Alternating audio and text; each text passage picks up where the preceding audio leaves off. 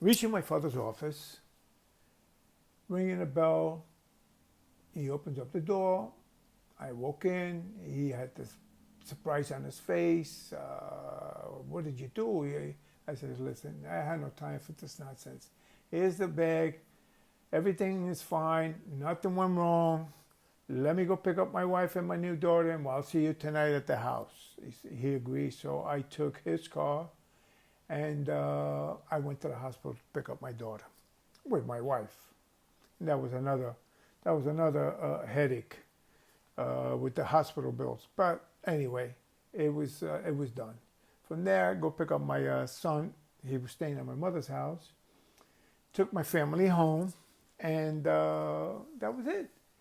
Now, let's go back to South Africa, and let me take you on a diamond buy. So we find out after about a week, when we got the money, and the 20,000 that we got from the other Indian guy, where to buy these diamonds. And we had to go out of Johannesburg, almost 18-hour ride. God knows, I don't even know the name of the place, but it was a long drive. So once we got there, it was beginning to get really dark. You could see a little bit, but if you drove really, really slow, because we were on dirt road, it wasn't a highway. And finally, after a while, we got in the middle of this compound, and we could see, like little huts and little houses there, because there was candles lit up in people's houses. We know that we were in the middle of a compound. Which compound, we didn't know. Anyway, so we get out, and there were some people, surrounding the car, trying to figure out what we were doing there. We explained to them, look, we're here to buy diamonds. Really, it was a crazy thing for us to even do things like that. But we did it. So they take us to the head of the village, and it was a king. Everybody had a king there. Different villages, different kings. So we went into the king's house, and we introduced ourselves. They were very nice, and he pulled out a little pouch with diamonds, rough diamonds. So I started looking at them, and we had no lights. Everything was candles. But I had a tool that could help me figure out whether it was diamonds or not. And testing this material, yes, I was happy. I was convinced that it was the right material, but the setting was a little uncomfortable. It was very dark. There was nothing but guys in there, and at that moment I started realizing where I was, and it was not a comfortable feeling at all, because I'm in the middle of, I don't know where. I can't even tell you where I was, in the middle of a compound,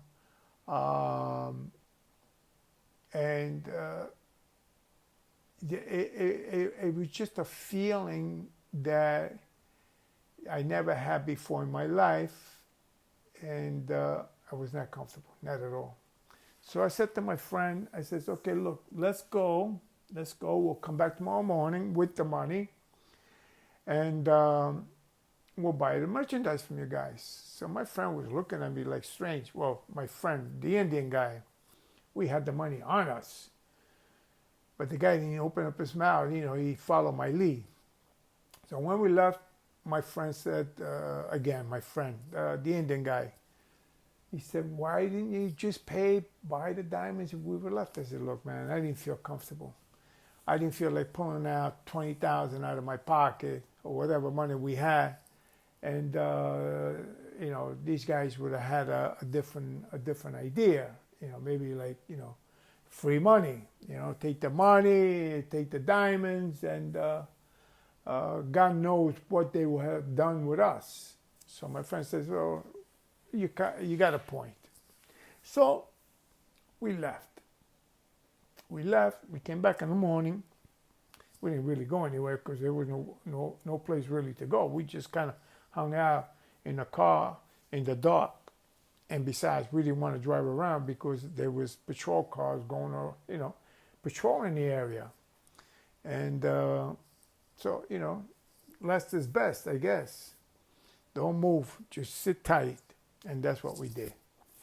In the morning, sure enough, now we could see things in a different light, literally. And there, right there, we went back into the village. And right there in the beginning of the village, there was a crater, like a bomb hit this dirt. And what that was the diamond mine. And what the whole deal is that the people from the village, that's what they do. They die. They spend the whole day digging, finding the diamonds. They give it to the king, and the king saves it. And every month he sells it. So I kind of got a picture of, okay, where we have a legitimate type of business here with these people. So I felt a little better about that. Everything looks better in the light. So anyway, we went back to the hut. We gave the guy the money. And he was happy. I was happy. Now we had to leave. Now that was going to be the problem because at night we were driving around with no lights. And we kind of were dodging out, this patrol people that are patrolling the area, looking for people just like us, looking to buy diamonds. So that was going to be another challenge. So we kind of had to take all kinds of back roads, and oh my God, it became a nightmare. But finally we got out of there, and after a whole day, we arrived in Johannesburg, safe and sound. So now we had spent the money, some money anyway, on the diamonds.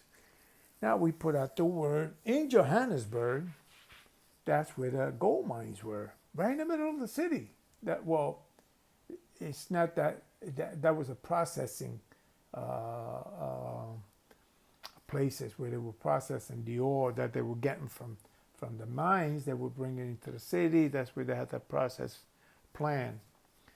So one of these Indian guys, he had a clothing store. So and the clothing store was right across the street from one of these plants. And the people, the miners that worked in there, they would go in there and buy, whatever, pants, whatever it is that the guys used to sell them. And he knew a lot of these miners. And he put out the word that he was buying, the gold. So every day these guys from the mine, they would bring him samples of what they thought it was gold. And we didn't really have a way of testing if it was real gold. We're talking about we're not talking about gold in the form of a ring, or we're talking about stuff that comes out of the earth. You have to analyze it with acid, and you have to melt it. It's a process. And we had to set up a little lab, and that was another obstacle because now we got to buy the acid, which is illegal. Because if you ask for these acids, right away they know you're kind of working with gold, and they'll report you to the police, and we got another headache. So everything was a nightmare. But we were able to set up a little lab to process all these materials that these people were bringing to us. That took us some time. And we went through maybe a half a dozen different materials, and nothing. And I was getting very frustrated. Finally, one day, somebody came in with this material. I took it in my hand. It was like putty, but it was dense. And I've been working with gold, for a very long time. I mean, I'm a fifth generation jeweler. I was practically born with gold in my hand. So, but it didn't have the look of the gold, but it had the density and the weight of gold. But it was like putty in my hand. I could move it around in my hand like putty. And I tested it in acid, And sure enough, it was the gold. I bought this gold at $20 an ounce in those days. I think gold in those days was like $150 or $200 an ounce. I bought it at $20 an ounce. Imagine, do the numbers. Anyway, this took some time.